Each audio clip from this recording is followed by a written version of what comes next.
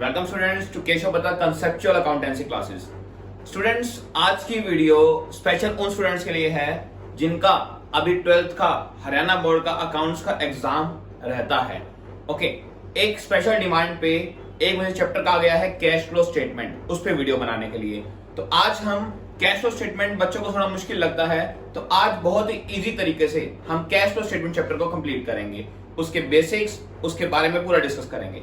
अगर student first of all हम देखते हैं कैश फ्लो स्टेटमेंट होता क्या है। स्टूडेंट्स, नाम से देखिए, कैश फ्लो स्टेटमेंट मतलब एक ऐसी स्टेटमेंट जिसमें कैश का फ्लो मतलब आना या जाना। ओके, एक ऐसी स्टेटमेंट जिसके अंदर कैश का आना या जाना रिकॉर्ड हो, उसे हम क्या कहेंगे? Cash flow statement. ओके, तो डेफिनेशन तो ये हो गई। अब हमने क्या किया है, हमने हमारी एक बिजनेस में जितना भी कैश इनफ्लो होता है, जितना भी कैश आउटफ्लो होता है, इनफ्लो मतलब कैश का अंदर आना और आउटफ्लो मतलब कैश का बाहर जाना। तो हमने क्या किया है, कैश के फ्लो को 3 पार्ट्स में डिवाइड किया है। 3 मेन पार्ट्स में हमने 3 एक्टिविटीज में कैश को डिवाइड कर दिया। फर्स्ट ऑफ ऑल कौन सी है जी? फर्स्ट है हमारी operating activity, cash flow from operating activity. And next है हमारी जी investing activity. And third one है हमारी जी फाइनेंसिंग एक्टिविटी। इन 3 एक्टिविटी में हमने कैश के इनफ्लो और आउटफ्लो को बांटा है। ओके, एक एक करके समझते हैं कि ये 3 एक्टिविटीज है क्या। फर्स्ट क्या आती है जी? ऑपरेटिंग एक्टिविटी पे। जी, ऑपरेटिंग एक्टिविटी का मतलब क्या है? ऑपरेटिंग का मतलब क्या है? देखो स्टूडेंट, इसमें एक वर्ड आ रहा है ऑपरेट। एक वर्ड आ रहा है आपका ऑपरेट। ऑपरेट का मतलब क्या होता है जी? ऑपरेट का मतलब होता है चलाना या कुछ करना। इसका मतलब क्या है जी? ऑपरेटिंग एक्टिविटी का मतलब वो है जी, वो सारी एक्टिविटीज जो हमारे बिजनेस में रेगुलर एक्टिविटीज होती है, उनसे कैश का आना या जाना, उसे हम क्या कह देंगे? Cash from operating activity. जैसे स्टूडेंट्स, हमने गुड्स सेल कर दिए। ओके, गुड्स सेल, लेकिन ध्यान रखना उधार पे नहीं, ओनली कैश पे। ध्यान रखना, हम बना रहे हैं कैश फ्लो स्टेटमेंट, तो हमने ओनली कैश ट्रांजैक्शंस लेनी है, नॉन कैश ट्रांजैक्शंस को हमने नहीं लेना। तो इसलिए हमने गुड्स सेल कर दिए किसमें? कैश में। तो वो किसका पार्ट है? ऑपरेटिंग एक्टिविटी का जी। कैश पेड टू सप्लायर, हमने कैश पे कर दिया किसको? सप्लायर को, जो हमें माल सप्लाई करते हैं। तो ये भी हमारा क्या है जी? ये भी बिजनेस से रिलेटेड है, क्योंकि सप्लायर कहां पर होते हैं? बिजनेस के अंदर। तो मतलब बहुत सारी एक्टिविटीज जो हमारी बिजनेस से रिलेटेड होती है, बिजनेस की रेगुलर एक्टिविटीज होती है, उससे हम क्या कह देते हैं? Operating activities. ओके, और एग्जांपल देते हैं, कैश पेड फॉर गुड्स। कोई हमने गुड्स कैश में खरीदे है, कैश परचेज मान लीजिए। या फिर ओके, एक मेन जो इसके अंदर एक है रेंट पेड। स्टूडेंट्स, यहां पर रेंट पेड और रेंट रिसीव्ड, इसके बारे में हमें सोचना होता है कि रेंट पेड ऑपरेटिंग का पार्ट क्यों बनता है और रेंट रिसीव्ड इन्वेस्टिंग का पार्ट क्यों बनता है। देखिए, इन्वेस्टिंग को भी मैंने डिफाइन नहीं किया, इन्वेस्टिंग को बाद में बताते हैं, लेकिन रेंट पेड, हम जो बिजनेस कर रहे हैं, हमारी बिजनेस किसी ना किसी बिल्डिंग में है, हमारा बिजनेस। अब उस बिल्डिंग का रेंट पे करना, ये क्या हो गई जी? ये बिजनेस से रिलेटेड ही एक्टिविटी हो गई, क्योंकि हम जो रेंट पे कर रहे हैं वो उस बिजनेस को रन करने के लिए कर रहे हैं। तो इसलिए रेंट पेड किसका पार्ट बन गया? ऑपरेटिंग एक्टिविटी का। तो ये कुछ बेसिक है। ऑपरेटिंग एक्टिविटी होता क्या है? All activities that is related to business. ठीक है, जितनी भी बिजनेस एक्टिविटीज होती है, बिजनेस से रिलेटेड एक्टिविटीज या बिजनेस की रेगुलर एक्टिविटीज, उनसे कैश का आना या जाना, उसे हम क्या कह देंगे? Operating activity. ओके, सेकंड पे आते हैं जी इन्वेस्टिंग एक्टिविटी। इन्वेस्टिंग, यहां पर वर्ड क्या है जी? इन्वेस्ट। इसका मतलब क्या है जी? जहां जहां हमने पैसे क्या कर रखे हैं? इन्वेस्ट कर रहे हैं, इन्वेस्ट कर रखे हैं, उनसे कैश का इनफ्लो या आउटफ्लो होना। ओके, इन्वेस्टमेंट हमारी मेन क्या होती है जी? जी, इन्वेस्टमेंट हमारी मेन कहां होती है जी? फिक्स्ड एसेट्स में। हम क्या करते हैं? फिक्स्ड एसेट्स को जब भी खरीदते हैं तो हम उसमें क्या करते हैं? एक तरह से पैसा इन्वेस्ट करते हैं। जैसे मशीन खरीदना, बिल्डिंग खरीदना, फर्नीचर खरीदना, तो हमने अगर कोई भी फिक्स्ड एसेट खरीदी तो उसके अंदर हमने क्या किया, पैसा इन्वेस्ट कर दिया लॉन्ग टर्म के लिए। तो फिक्स्ड एसेट्स का सेल या परचेज, सेल भी और परचेज भी, ये सब किस में आएगा जी, ये सब आएगा हमारा इन्वेस्टिंग एक्टिविटी में। स्टूडेंट सेल क्यों आया, ये देखिए, जब हमने फिक्स्ड एसेट खरीदी है तो वो अगर हमारा इन्वेस्टिंग में आया है तो उसका सेल होना भी किसका पार्ट बन जाएगा, इन्वेस्टिंग का ही, क्योंकि उसका परचेज इन्वेस्टिंग है इसीलिए। ओके, अब रेंट रिसीव्ड की बात करते हैं, जो मैंने कहा था ये पॉइंट हम यहां क्लियर करेंगे। स्टूडेंट्स रेंट रिसीव क्या होता है, देखिए रेंट हमें कब मिलेगा स्टूडेंट्स, जब हमने क्या किया होगा, हमने कोई ना कोई बिल्डिंग क्या की होगी, परचेज की होगी। जब हमने बिल्डिंग खरीदी होगी उसे उसके ऊपर हमें क्या मिला होगा, हमने कोई बिल्डिंग खरीदी और हमने वो रेंट पे दे रखी है किसी को, उसके ऊपर हमें क्या हो रहा है जी, उसके ऊपर हमें रेंट रिसीव हो रहा है। तो हमने अगर बिल्डिंग खरीदी तो वो किसका पार्ट बनेगा, इन्वेस्टिंग का, क्योंकि मैंने अभी बताया कोई भी फिक्स्ड एसेट खरीदो तो वो किसका पार्ट है, इन्वेस्टिंग का। तो अगर बिल्डिंग खरीदना इन्वेस्टिंग का पार्ट है तो उस बिल्डिंग से होने वाली इनकम भी किस में आएगी, इन्वेस्टिंग एक्टिविटी में। और उस बिल्डिंग से हमें क्या मिल रहा है जी, रेंट मिल रहा है, क्योंकि हमने वो बिल्डिंग रेंट पे दे रखी है। तो इसलिए रेंट रिसीव किसका पार्ट है, इन्वेस्टिंग एक्टिविटी का। और देखते हैं इसके एग्जांपल्स, जैसे हमने क्या किया जी, हमने शेयर्स क्या किए, परचेज किए। यहां पर मैं इश्यू नहीं कह रहा, ध्यान रखना, यहां मैं क्या कह रहा हूं, शेयर्स हमने क्या किए, परचेज किए। हमने शेयर्स खरीदे तो हमने शेयर्स में एक तरह से पैसा क्या कर दिया, इन्वेस्ट कर दिया। तो शेयर्स में हमने पैसा इन्वेस्ट कर दिया तो वो क्या होगी, इन्वेस्टिंग एक्टिविटी। ओके, अगर शेयर से पैसा लगाया तो शेयर के ऊपर हमें क्या मिलेगा जी, शेयर्स पे मिलता है जी डिविडेंड, डिविडेंड रिसीव। तो अगर शेयर खरीदा है वो अगर इन्वेस्टिंग का पार्ट है तो उसके ऊपर होने वाली इनकम भी किसका पार्ट बन जाएगी, इन्वेस्टिंग एक्टिविटी का। और क्या होगा जी इंटरेस्ट रिसीव, जी इंटरेस्ट किस पे रिसीव होगा, जी इंटरेस्ट रिसीव होगा इन्वेस्टमेंट पे। इन्वेस्टमेंट हमारी क्या है, फिक्स्ड एसेट्स, और अगर इन्वेस्टमेंट हमारी इन्वेस्टिंग का पार्ट है तो उसके ऊपर जो इंटरेस्ट मिलेगा वो भी किसका पार्ट बनेगा, इन्वेस्टिंग एक्टिविटी का। ओके, आई थिंक ये चीज समझ आ गई होगी अच्छे से। अब देखते हैं जी फाइनेंसिंग एक्टिविटी क्या होती है। फाइनेंसिंग का मतलब ही क्या है जी, इसमें वर्ड क्या यूज हो रहा है, फाइनेंस। फाइनेंस मतलब एक तरह से उधार या लोन। तो वो सारी एक्टिविटीज जो हमारी लोन से रिलेटेड है, मतलब लोन लेने की वजह से या उसको पे करने की वजह से कैश का आना या जाना, उसे हम क्या करेंगे, cash flow from financing activity. Okay, कौन कौन से हो सकते हैं देखते हैं जी हमने लोन ले लिया, loan taken.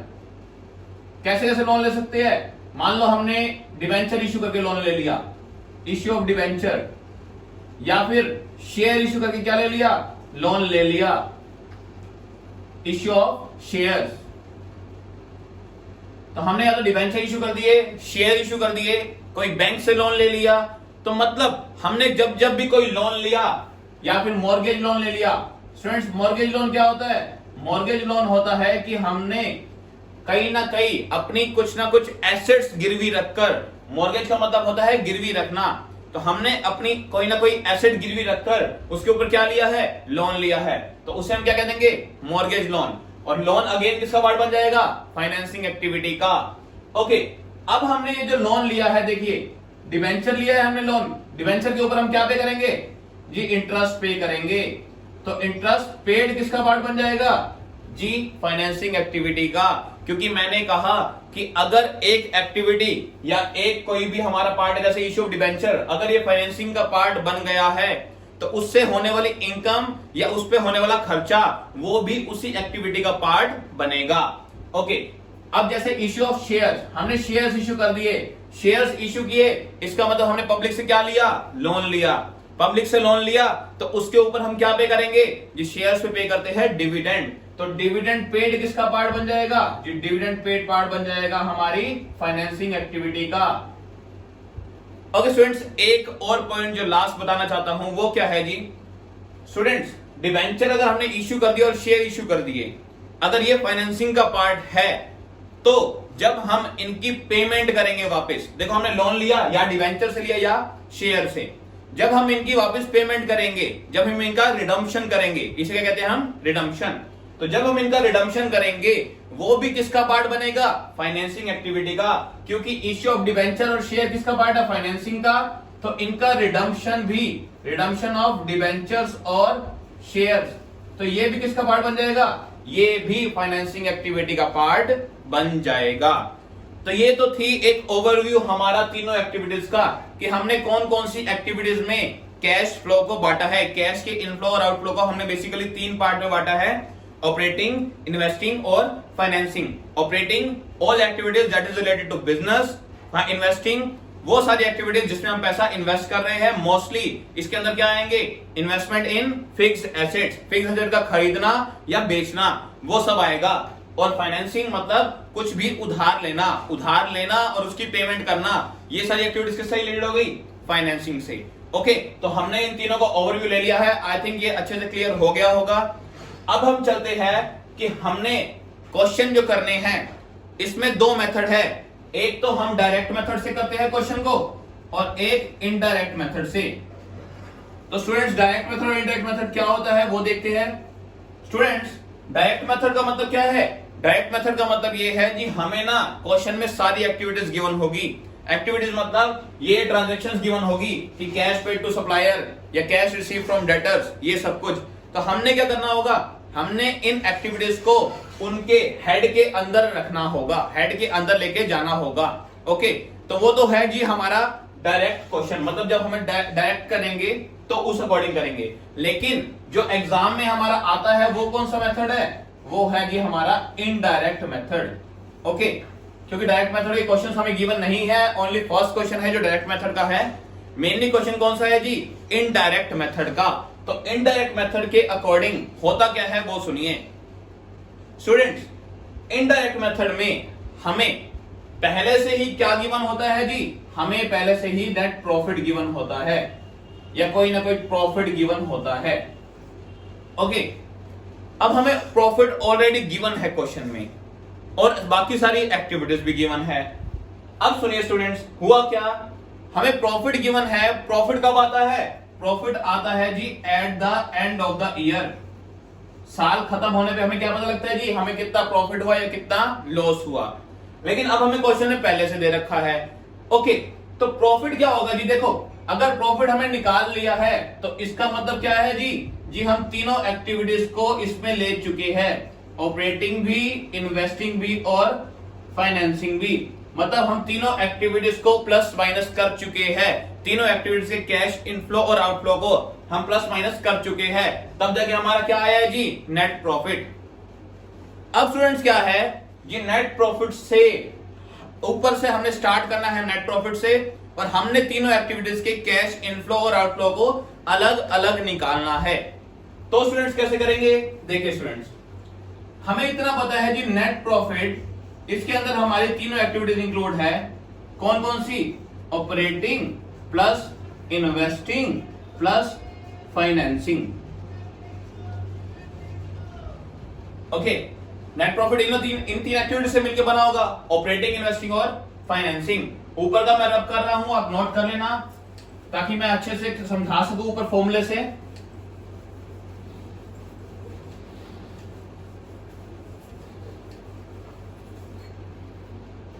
Okay, so students हमने क्या किया होगा जी, हमने ऑपरेटिंग की जितनी भी इनकम है, मतलब कैश का इनफ्लो है,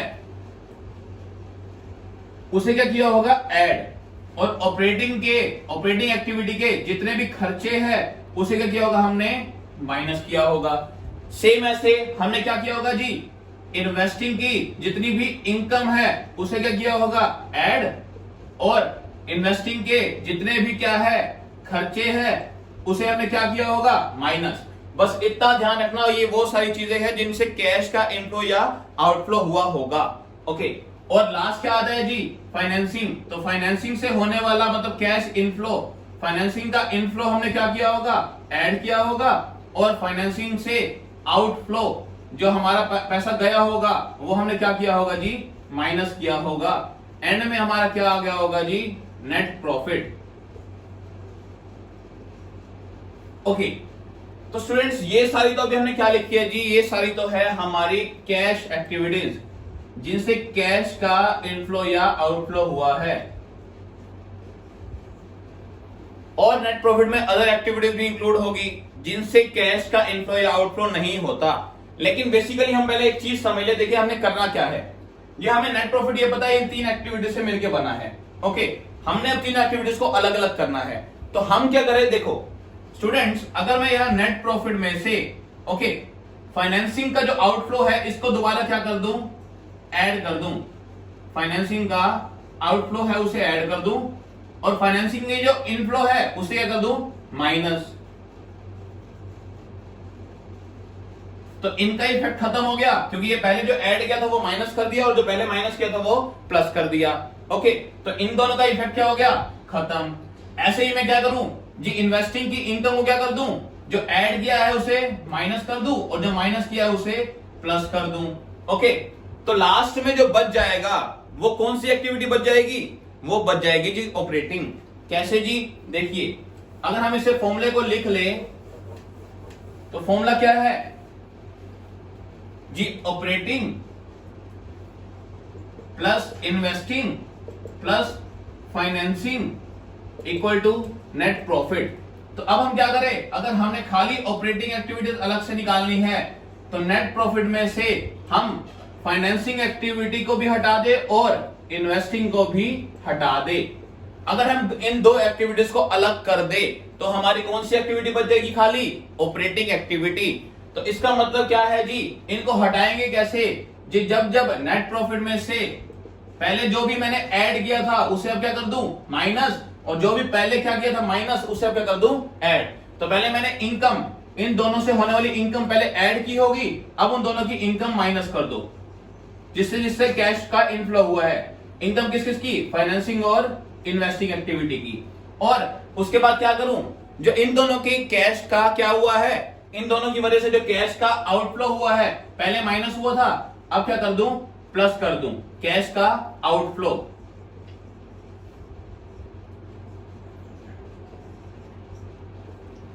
आई थिंक ये क्लियर हो गया होगा कि हमने क्या किया। हमने बेसिकली नेट प्रॉफिट में से 2 एक्टिविटीज हटा दी। कौन कौन सी, इन्वेस्टिंग और फाइनेंसिंग, क्योंकि नेट प्रॉफिट में 3 एक्टिविटीज इंक्लूड थी, ऑपरेटिंग, इन्वेस्टिंग और फाइनेंसिंग। अगर हम नेट प्रॉफिट में से 2 एक्टिविटी को हटा दे तो हमारी बच कौन सी जाएगी, ऑपरेटिंग एक्टिविटी। तो फर्स्ट स्टेप हमारा यही रहेगा। और क्वेश्चन स्टार्ट कैसे करना है, अब पूरा का पूरा हम एक फॉर्मेट बनाएंगे जिससे हम सीखेंगे कि पूरी की पूरी हमने इनडायरेक्ट मेथड से कैश फ्लो स्टेटमेंट कैसे बनानी है। ओके, तो स्टूडेंट्स पूरा फॉर्मेट एक रेडी करते हैं। सो स्टूडेंट्स, अब हमें सीखना है कि इनडायरेक्ट मेथड से हम कैश फ्लो स्टेटमेंट कैसे बनाएंगे। स्टूडेंट्स, एक चीज हमें माइंड में रखनी है कि इनडायरेक्ट मेथड हमेशा स्टार्ट किससे होगा, नेट प्रॉफिट बिफोर टैक्स से। नेट प्रॉफिट बिफोर टैक्स से ध्यान रखना। और अगर हमें net profit before tax given है क्वेश्चन में, फिर तो कोई दिक्कत नहीं है, हम क्वेश्चन स्टार्ट इजीली कर सकते हैं। लेकिन अगर हमें नेट प्रॉफिट दे रखा हो आफ्टर टैक्स, या फिर हमें प्रॉफिट दे रखा हो और कुछ आइटम्स दे रखी हो, तो कैसे प्रॉफिट आफ्टर टैक्स को बिफोर टैक्स में कन्वर्ट करेंगे वो सीखते हैं। देखिए स्टूडेंट्स, मैंने मान लिया ऊपर हमें नेट प्रॉफिट दे रखा है आफ्टर टैक्स क्वेश्चन में। ओके, नेट प्रॉफिट दे रखा है हमें आफ्टर टैक्स। अब इसे बिफोर टैक्स में कन्वर्ट कैसे करना है जी हमें 4 चीजों को ऐड करना है। कौन सी 4 और क्यों करना है वो सुनिए स्टूडेंट्स।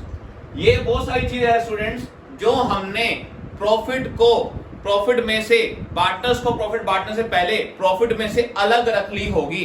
कौन कौन सी चीजें जी, हमने पैसा प्रॉफिट में से क्या निकाल लिया होगा जी, रिजर्व के लिए हमने पैसा निकाल लिया होगा जी, हमने कुछ पैसा फ्यूचर के लिए अलग से रख लिया होगा। लेकिन हमें प्रॉफिट कैसा चाहिए जी, बिफोर टैक्स। इवन टैक्स भी घटाने से पहले, मतलब प्रॉफिट में से कुछ भी माइनस नहीं होना चाहिए। तो हम क्या करें जी, जो हमने रिजर्व का पैसा निकाला है वो वापस क्या कर दो जी, ऐड कर दो। तो ऐड हम क्या करेंगे जी, ट्रांसफर टू रिजर्व, कि अगर हमने कोई भी पैसा किसी रिजर्व में डाला है तो वो पैसा वापस क्या कर दो, प्रॉफिट में ऐड कर दो जी। और क्या आएगा इसके अंदर जी, और आएगा provision for tax. Okay students, ये प्रोविजन फॉर टैक्स क्या होता है वो देखते हैं। स्टूडेंट्स, प्रोविजन फॉर टैक्स का मतलब क्या है जी, हम हर साल क्या बनाते हैं, एक प्रोविजन बनाते हैं। प्रोविजन मतलब नॉन लायबिलिटी। नॉन लायबिलिटी मतलब उस टैक्स के लिए हम क्या बनाते हैं जी, अलग से पैसे जोड़ते हैं। हमें पता है हमें टैक्स पे करना है, उसके लिए हमने अलग से पैसा जोड़ा होगा। ओके, सो स्टूडेंट्स, अब हमने जो करंट ईयर में टैक्स के लिए पैसा निकाला होगा, कौन सा, करंट ईयर में जो टैक्स के लिए पैसा निकाला होगा, ओके, प्रोविजन बनाएंगे कब, अगले साल के लिए। ओके, तो हमने क्या किया होगा, अगले साल के लिए क्या निकाला होगा, पैसा निकाला होगा। कहां से, प्रॉफिट में से। तो करंट ईयर का जो हमने प्रोविजन बनाया होगा वो हमने प्रॉफिट में से अलग किया होगा। तो उस करंट ईयर के प्रॉफिट जो प्रोविजन हमने बनाया है उसे वापस क्या कर दो, प्रॉफिट में ऐड कर दो, क्योंकि ये वो पैसा है जो हमने प्रॉफिट में से निकाल के अलग रख लिया था अगले साल के टैक्स को पे करने के लिए। ओके, अब ऐसे ही स्टूडेंट्स एक चीज और सुनिए, ये तो हो गया इसका पार्ट। साथ ही मैं आपको ये भी बता दूं कि इसके जो अगर प्रीवियस ईयर का दे रखा हो तो क्या होगा।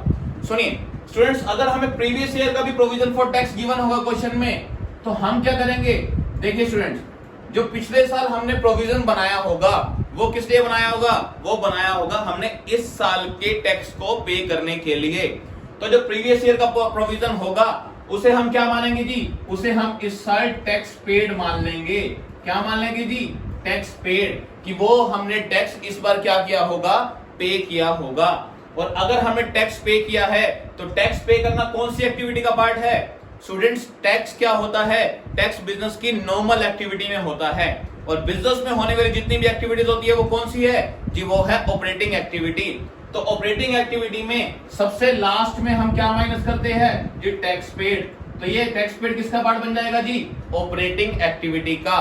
तो आई थिंक मैंने दोनों चीजें बता दी कि करंट ईयर के हम प्रोविजन को ऐड क्यों करेंगे और प्रीवियस ईयर को माइनस करेंगे ऑपरेटिंग में, और क्यों करेंगे। ओके, और कौन सी आइटम आएगी इसके अंदर जी, एक आएगी प्रपोज डिविडेंड। प्रपोज डिविडेंड क्या होता है जी, वही डिविडेंड जो हमने बनाया होता है प्रॉफिट में से। मतलब प्रॉफिट में से हमने कुछ पैसा अलग रखा, किसे देने के लिए जी, शेयर होल्डर्स में डिविडेंड को बांटने के लिए। लेकिन स्टूडेंट्स, इसका पहले तो ट्रीटमेंट सेम था जैसे प्रोविजन फॉर टैक्स का होता है, लेकिन अब इसमें एक अमेंडमेंट आई है। अमेंडमेंट क्या आई है, ये कहते हैं जी प्रीवियस ईयर के टैक्स को प्रोविजन को ही ये प्रीवियस ईयर के ही प्रपोज डिविडेंड को क्या करो, ऐड करो, और प्रीवियस ईयर के डिविडेंड को ही क्या कर दो, माइनस कर दो। इसका क्या मतलब है जी, वो सुनिए जी। ये माइनस कब होगा वो अलग है, लेकिन जो ऐड होगा हम इसके बारे में बात कर रहे हैं यहाँ पर जी। प्रपोज डिविडेंड, हमने एक डिविडेंड के लिए पैसा अलग से रख लिया। स्टूडेंट्स, अब मानना क्या है यहाँ पर जी, यहाँ पर मानना है अगर हम जो प्रीवियस ईयर हमने क्या बनाया होगा, डिविडेंड के लिए पैसा अलग रखा होगा, वो इस साल हमने पे करना है।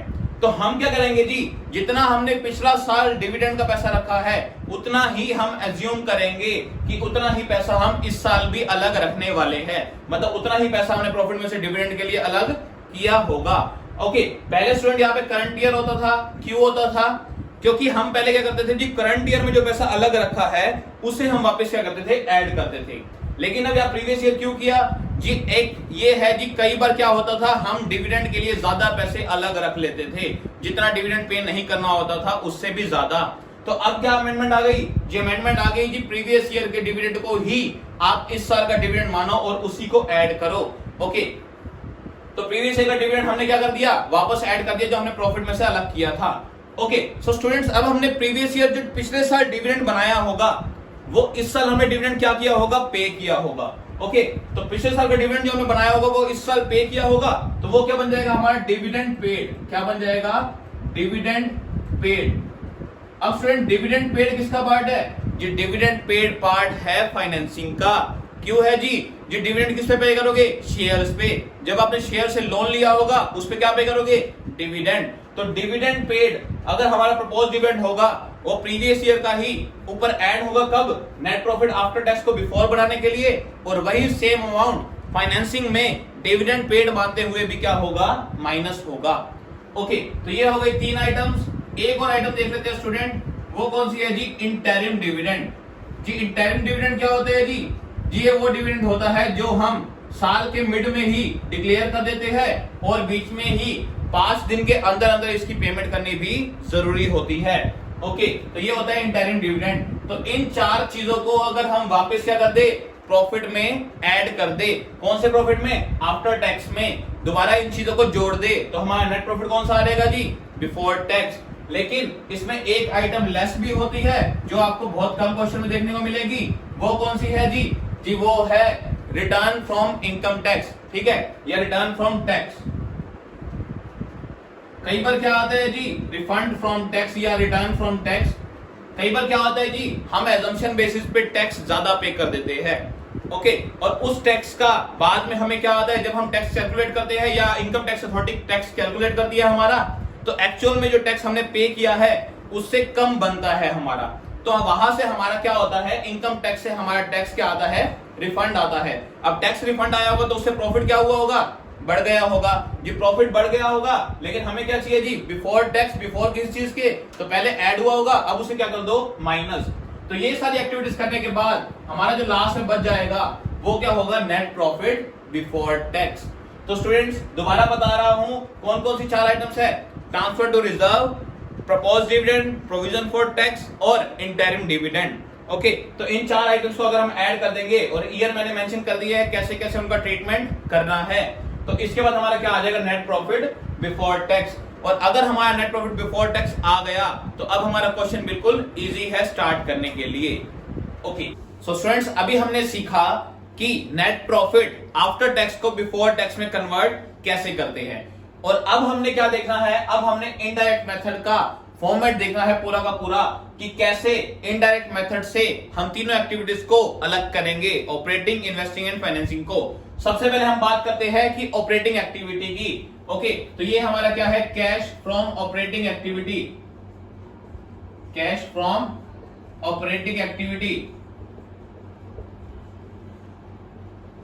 ओके स्टूडेंट्स, तो इसे कैसे करेंगे? देखिए स्टूडेंट्स, मैंने बताया हमारा ऑपरेटिंग एक्टिविटी स्टार्ट किससे होगा? हमारा ऑपरेटिंग एक्टिविटी स्टार्ट होगा नेट प्रॉफिट बिफोर टैक्स से।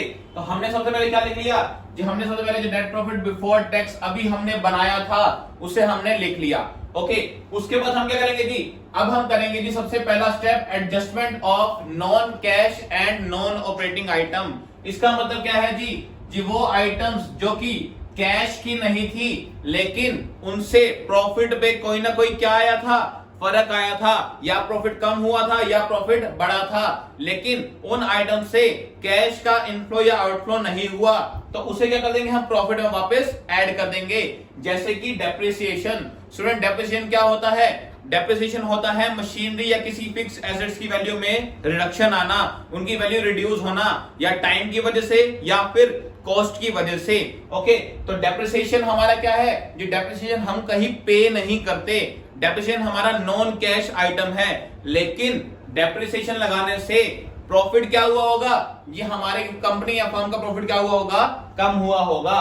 तो हम क्या करेंगे? उस डेप्रिसिएशन को दोबारा वापस ऐड कर देंगे, क्योंकि पहले वो प्रॉफिट में से माइनस हुआ था लेकिन वो नॉन कैश आइटम है, इसलिए हम डेप्रिसिएशन को क्या कर देंगे जी? दोबारा ऐड कर देंगे। तो ऐड क्या कर दिया जी? डेप्रिसिएशन। कौन सी ईयर का जी? ओनली करंट ईयर का। ध्यान रखना कि करंट ईयर का जो डेप्रिसिएशन लगे वो हम ऐड कर देंगे। और क्या होगा जी? ऐसा जी दूसरा होगा इंटेंजिबल एसेट्स राइट ऑफ। जी वो क्या होती है? इंटेंजिबल एसेट्स राइट ऑफ जी, जैसे गुडविल राइट ऑफ होता क्या है जी? वो समझते हैं। देखो स्टूडेंट्स, क्या होता है? हमारी गुडविल 2 टाइप की होती है। एक होती है परचेज्ड गुडविल और एक होती है self generated goodwill. Okay, self generated goodwill कौन सी होती है? कि हमने बिजनेस खुद खोला है और खुद से हमने गुडविल अर्न की है। नया बिजनेस खोल के खुद से गुडविल कमाना, वो है सेल्फ जनरेटेड। लेकिन अगर हम कोई चला चलाया बिजनेस किसी का खरीद ले जिसका पहले से क्या हो? नाम हो। लेट्स से पिज्जा हट। पिज्जा हट एक अच्छी ब्रांड नेम है। अगर हम उनका चला चलाया बिजनेस खरीद ले तो ये हमारी क्या है जी? ये हमारी परचेज गुडविल है। इसका मतलब क्या है जी? जितना का पिज्जा हट का सामान है, मतलब पिज्जा हट के अंदर जो सामान पड़ा है, लेट्स से उसकी कॉस्ट है 10 लाख रुपए और हमने उनको पे किए 15 लाख रुपए उनके बिजनेस को खरीदने के लिए। तो हमने क्या करना था जी? 10 लाख का तो हमने सामान लिया, पे तो करने चाहिए थे 10 लाख, लेकिन 5 लाख रुपए जो हमने एक्स्ट्रा पे किए हैं वो हमने किस चीज के किए हैं जी? जी वो हमने किए हैं गुडविल के। ठीक है, और ये हमारी कौन सी है जी? Purchase goodwill. कि हमने किसी का रनिंग बिजनेस खरीदा तो हमने जो गुडविल के पैसे पे किए उसे हम कहते हैं परचेज गुडविल। अब इस 5 लाख को हमने अपने बिजनेस से कवर करना है धीरे धीरे। ओके, तो हम क्या करते हैं जी, इस गुडविल को हर साल प्रॉफिट में से कवर करते रहते हैं थोड़ा थोड़ा। तो उसे हम क्या कहते हैं जी, गुडविल राइट ऑफ या इंटेंजिबल एसेट राइट ऑफ। जैसे कि अगर पेटेंट दे रखा है तो वो भी इसमें आ सकता है, patent right of, goodwill right of. Okay, तो स्टूडेंट्स ये है हमारा इंटेंजिबल एसेट राइट ऑफ, इसे हमने ऐड कर दिया वापस, क्योंकि ये क्या है जी, ये नॉन कैश आइटम है। हमने कोई कैश बाहर पे नहीं किया, हमने प्रॉफिट में से खाली उसकी गुडविल की वैल्यू को क्या किया है, राइट ऑफ किया है। तो इससे कैश में कोई भी फर्क नहीं आया। तो ये भी क्यों हमने किया, देखो डेप्रिसिएशन भी हमारा क्या है जी, नॉन कैश, और हमारा इंटेंजिबल एसेट राइट ऑफ भी क्या है जी, नॉन कैश आइटम। ओके जी, और क्या हो सकता है जी, और हो सकता है जी प्रोविजन फॉर डाउटफुल डेट्स। अगर हमने कोई प्रोविजन बनाया है डाउटफुल डेट्स के लिए, मतलब हमें किसी ऐसे जो हमारे डेटर्स है जिसपे हमें डाउट है कि ये पैसा नहीं देंगे, अगर हमने प्रोविजन बनाया है, अगेन प्रोविजन कहां से बना होगा स्टूडेंट्स, प्रोविजन बना होगा हमारे प्रॉफिट में से। अब प्रॉफिट में से अगर प्रोविजन हमने बनाया है तो प्रॉफिट क्या हुआ होगा, कम हुआ होगा। लेकिन प्रॉफिट से यानी प्रोविजन बनाने से हमारा कैश का ना तो इनफ्लो हुआ ना तो आउटफ्लो हुआ।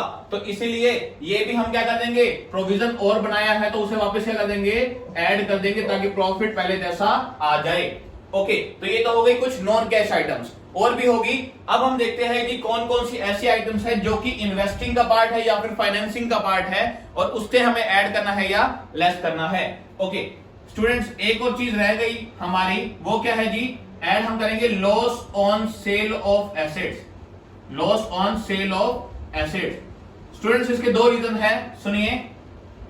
फर्स्ट ऑफ ऑल जी, लॉस भी हमारा क्या है, नॉन कैश आइटम। आपने क्या किया जी, आपने कोई आपकी बाइक थी, वो उसकी वैल्यू आज 35,000 थी, आपने उसको 32,000 में सेल कर दिया, आपको जी हो गया 3,000 का क्या लॉस हो गया जी। लेकिन क्या उस लॉस से आपका कैश का इनफ्लो या आउटफ्लो हुआ, नहीं हुआ। तो इसीलिए ये नॉन कैश भी है। और दूसरी बात साथ में क्या है जी loss on sale of assets. Asset बेचना जी किसका पार्ट है, इन्वेस्टिंग का। तो ये एक्टिविटी किसकी है जी, इन्वेस्टिंग की। तो इसे हम क्या कर देंगे, वापस ऐड कर देंगे, क्योंकि लॉस से प्रॉफिट क्या हुआ होगा, कम हुआ होगा, उसे वापस ऐड कर दिया। ओके स्टूडेंट्स, और कौन कौन सी एक्टिविटीज हो सकती है वो देखते हैं। ऐड क्या होगा जी, अगर हमने कुछ इंटरेस्ट पे किया है या डिविडेंड पे किया है, इंटरेस्ट पेड और dividend paid. Okay so students, interest paid या डिविडेंड पेड क्या होता है वो सुनिए। हमें क्या किया स्टूडेंट्स, या हमने कोई इंटरेस्ट पेड कब होगा, देखो हमने कोई ना कोई लोन लिया होगा, उस लोन पे हमने क्या पे किया होगा, इंटरेस्ट। इंटरेस्ट पेड या डिविडेंड पेड किसका पार्ट है स्टूडेंट्स, ये है जी फाइनेंसिंग एक्टिविटी का पार्ट। किसका, फाइनेंसिंग एक्टिविटी का। तो फाइनेंसिंग एक्टिविटी का पार्ट है इंटरेस्ट पे करना, डिविडेंड पे करना। तो हमें अब नेट प्रॉफिट में ये पहले से क्या होगा, माइनस हुआ होगा। ओके, जिससे प्रॉफिट कम हुआ होगा। हमने क्या करना है, हमने खाली ऑपरेटिंग एक्टिविटी रखनी है, बाकी सबको हटा देना है। तो हमें क्या करना पड़ेगा जी, जो पहले हमने इंटरेस्ट पेड यहाँ पे प्रॉफिट में से माइनस कर रखा था, उसे दोबारा ऐड कर दिया। ओके, तो ये तो कुछ आइटम्स थी ऐड करने वाली। अब लेस क्या क्या होगा स्टूडेंट्स, वो देखते हैं। लेस क्या होगा जी, लेस होगा interest receive, interest receive, rent receive, dividend receive. क्यों होगा जी, वो देखते हैं जी। ये तीनों पार्ट किसके है जी इंटरेस्ट कब मिलेगा, जब हमने पैसा इन्वेस्ट किया होगा। तो ये है इन्वेस्टिंग का पार्ट। ओके, लेकिन ये इनकम किसमें होगी, नेट प्रॉफिट में। हमने ऑपरेटिंग को अलग करना है, तो पहले इनकम ये ऐड हुई होगी, अब इसे माइनस कर दो।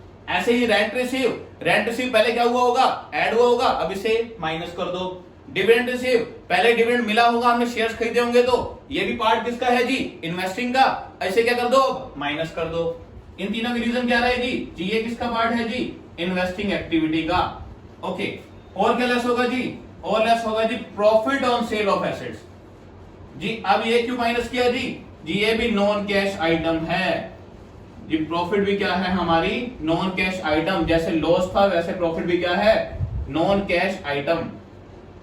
ओके, और प्रॉफिट अगर हमें एसेट बेचने में प्रॉफिट हुआ, तो वो प्रॉफिट से हमारा नेट प्रॉफिट क्या हो गया होगा, बढ़ गया होगा। ओके, पहले वो प्रॉफिट में ऐड हुआ होगा, अब हमने क्या कर दिया, उसे माइनस कर दिया। ओके, तो ये तो हो गए हमारे adjustment of non cash and non operating items. ये हो गई नॉन कैश और ये हो गई नॉन ऑपरेटिंग फाइनेंसिंग और इन्वेस्टिंग के आइटम्स। ओके, तो स्टूडेंट्स यहां से हमारे पास क्या आएगा, यहां से आएगा हमारे पास operating profit before working capital, operating profit before working capital changes.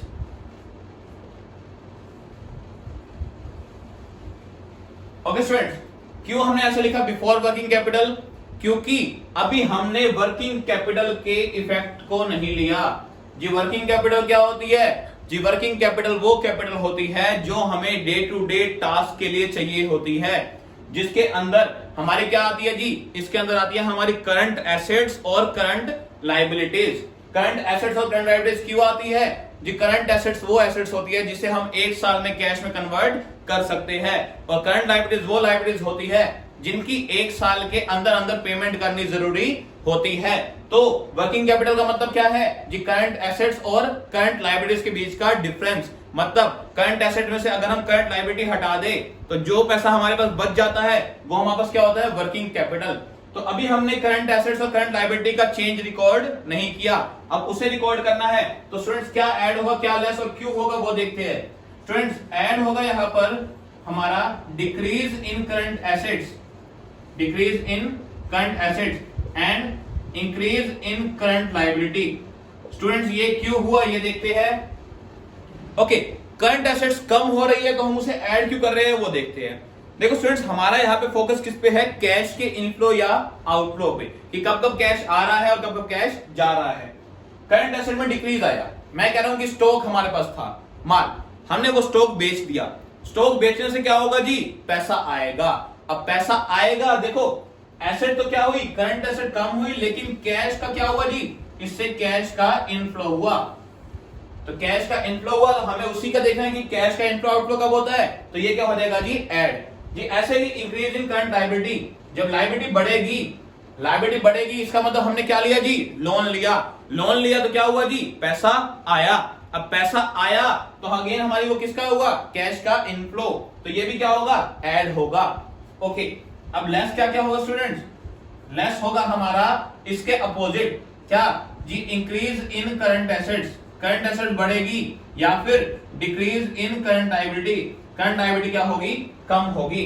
क्यों होगी, देखिए स्टूडेंट्स, करंट एसेट्स का बढ़ना, बढ़ेगी कब करंट एसेट्स, मान लो स्टॉक, हमने स्टॉक और खरीदा, और स्टॉक खरीदा तो कैश क्या होगा जी, कैश जाएगा, कैश जाएगा तो इससे कैश का क्या हुआ जी, आउटफ्लो हुआ, इसलिए हमने इसको क्या कर दिया जी, माइनस कर दिया। और क्या होगा जी, डिक्रीज इन करंट लायबिलिटी, ये करंट लायबिलिटी में क्या डिक्रीज हुआ वो देखते हैं जी। देखिए क्रेडिटर्स थे, हमने क्रेडिटर्स की क्या कर दी, क्रेडिटर्स की हमने पेमेंट कर दी। अब हमने अगर क्रेडिटर्स की पेमेंट कर दी तो कैश अगेन क्या हुआ, गया, लायबिलिटी कम हुई और कैश गया, तो इसलिए क्या होगा जी, ये माइनस होगा। ओके स्टूडेंट्स, ये 4 स्टेप करने के बाद हमारे पास क्या आ जाएगा, जब हमारे पास आ जाएगा cash generated from operating activities, cash generated from operating activities. Student सबसे लास्ट में हमने क्या माइनस करना है, मैंने आपको भी बताया था, सबसे लास्ट में ऑपरेटिंग में टैक्स पेड माइनस करना है। क्या माइनस होगा स्टूडेंट्स, टैक्स पेड सबसे लास्ट में, क्योंकि वो भी किसका पार्ट है, ऑपरेटिंग का। तो जब हम टैक्स पेड माइनस कर देंगे, अब फाइनल जो हमारा आएगा वो हमारा क्या आ जाएगा जी, कैश फ्रॉम ऑपरेटिंग एक्टिविटी। क्या आ जाएगा, कैश फ्रॉम ऑपरेटिंग एक्टिविटी। तो ये सारा किसका फॉर्मेट था जी, ये था इनडायरेक्ट मेथड से ऑपरेटिंग एक्टिविटी का फॉर्मेट। ओके, इसके आगे हम सीखते हैं इन्वेस्टिंग और फाइनेंसिंग का फॉर्मेट कैसे बनेगा वो देखते हैं।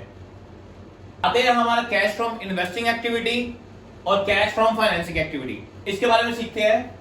स्टूडेंट्स इन्वेस्टिंग एक्टिविटी से कैश का आना या जाना, उसमें क्या क्या आइटम्स आएगी वो देखते हैं उसका फॉर्मेट। देखिए स्टूडेंट्स, जब जब हम परचेज करेंगे क्या, फिक्स एसेट्स, क्योंकि मैंने आपको बताया था इन्वेस्टिंग डायरेक्टली किससे रिलेट होती है जी, purchase and sale of fix assets. Okay, या उससे होने वाली कोई इनकम। ओके, हम फिक्स एसेट खरीदेंगे, अगर हम कोई भी फिक्स एसेट खरीदेंगे तो कैश का क्या होगा जी, कैश का होगा आउटफ्लो, पैसा जाएगा, पैसा जाएगा तो क्या जी, माइनस। और ऐसे ही अगर हम फिक्स एसेट को क्या करेंगे जी, सेल करेंगे, सेल करेंगे तो पैसा आएगा, और पैसा आएगा, इनफ्लो होगा तो क्या होगा जी, प्लस होगा। और क्या आएगी जी इसके अंदर जी, और आएगा जी अगर हमें रेंट रिसीव हो गया बिल्डिंग पे या फिर इन्वेस्टमेंट पे क्या मिल गया, इंटरेस्ट मिल गया, तो ये दोनों एक्टिविटी से भी कैश हमारे पास आया, और आया तो हम इसे क्या करेंगे जी, प्लस करेंगे। ओके, तो मेनली ये आइटम्स ये आएगी हमारी इन्वेस्टिंग एक्टिविटी में। आ जाए फाइनेंसिंग पे जी, फाइनेंसिंग में क्या क्या आएगा जी, फाइनेंसिंग में आएगा लोन लेना, जिन जिन आइटम से हम लोन लेते हैं। लोन कैसे लेते हैं जी, शेयर्स या डिबेंचर से या बैंक से, इनसे लोन लिया तो इससे हमें देखो शेयर इशू करना या डिबेंचर इशू करने से, लोन लेने से पैसा हमारे पास क्या होगा जी, पैसे का इनफ्लो होगा, पैसा आएगा, तो पैसा आएगा तो क्या होगा जी, प्लस। लेकिन जब हम क्या करेंगे, जब हम इन लोन की क्या करेंगे, पेमेंट करेंगे, यानी रिडम्पशन करेंगे इनका, किसका, शेयर्स का या फिर डिबेंचर्स का, जब हम इनकी पेमेंट करेंगे तो पैसा हमारे पास से जाएगा, और पैसा जाएगा तो कैसा क्या होगा जी, आउटफ्लो होगा, और आउटफ्लो होगा तो क्या होगा जी, वो माइनस होगा। ओके, और क्या आइटम्स आ सकती है जी, हमने इंटरेस्ट पे किया, डिविडेंड पे किया जी, इंटरेस्ट कब पे करोगे, जब हमने लोन लिया होगा उसके ऊपर इंटरेस्ट पे करोगे। डिविडेंड किस पे करोगे, शेयर्स पे पे करोगे जी। जब अगर हम पेमेंट कर रहे हैं तो कैश जा रहा है तो अगेन माइनस। तो आई थिंक यही आइटम्स इसी के अंदर आएगी, और आएगी तो हम क्वेश्चन के थ्रू करेंगे। ओके, अब देखो हम तीनों एक्टिविटी से कैश निकाल चुके हैं कि किस एक्टिविटी से कितना कैश आया या किस एक्टिविटी से कितना कैश गया। ऑपरेटिंग, इन्वेस्टिंग, फाइनेंसिंग, तीनों एक्टिविटी का हम कैश इनफ्लो या आउटफ्लो पता कर चुके हैं। अब स्टूडेंट्स आंसर कैसे वेरीफाई करें कि हमारा आंसर सही है या नहीं, वो देखते हैं।